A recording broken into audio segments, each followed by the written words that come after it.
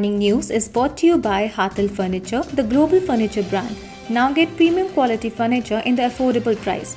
Visit Hatil Furniture, Bypass, Sainik Colony, Jammu. Call 932-9800-003.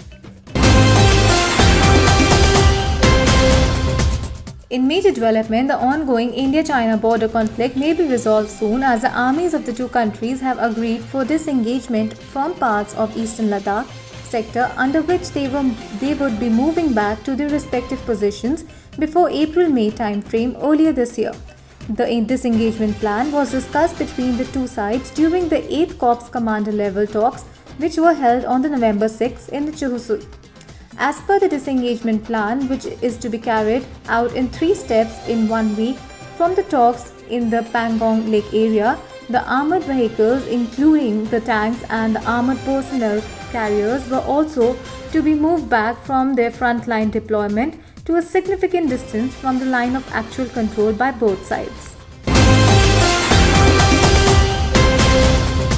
The BJP's victory in Bihar Assembly elections and by-polls have vindicated the policies of the Prime Minister Narendra Modi-led government, State Party President Ravindra Raina said on Wednesday.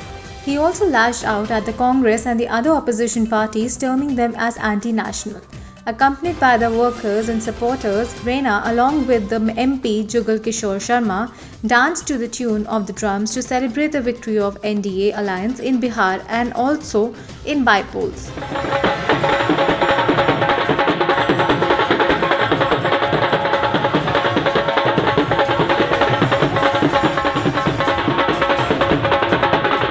ये जीत करोड़ों करोड़ देशभक्तों की है। ये जीत हिंदुस्तानियों की जीत है, क्योंकि कांग्रेस समेत जितने भी विपक्षी दल हैं, ये गद्दार हैं, ये देश के दुश्मन हैं। कांग्रेस हिंदुस्तान की नहीं, पाकिस्तान की पार्टी है। Pakistan on Wednesday continued with its ceasefire violation in the same 3-sector of line of control in Jammu and Kashmir's Poonch district, where they had been attacking for the past day. Pakistan initiated unprovoked ceasefire violation by firing with small arms and shelling with mortars along with the LOC in Sharpur, Kimi and Kasba sector.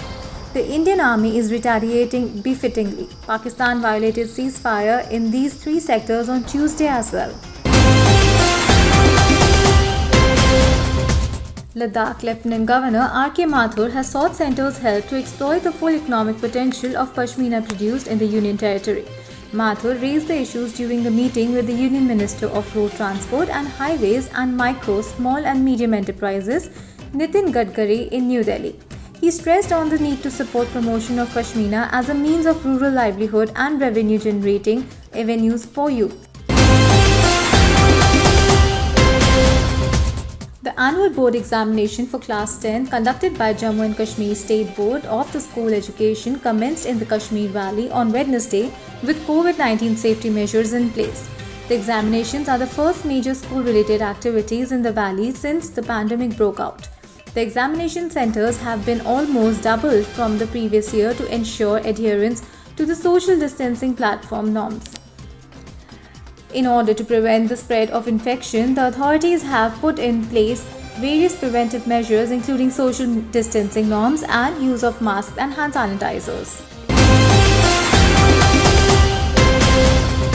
Crossing another milestone in the fight against the pandemic, the COVID-19 active caseload in India has fallen below the 5 lakh mark for the first time after 106 days and comprises merely 5.73% of the total cases, the Union Health Ministry said on Wednesday.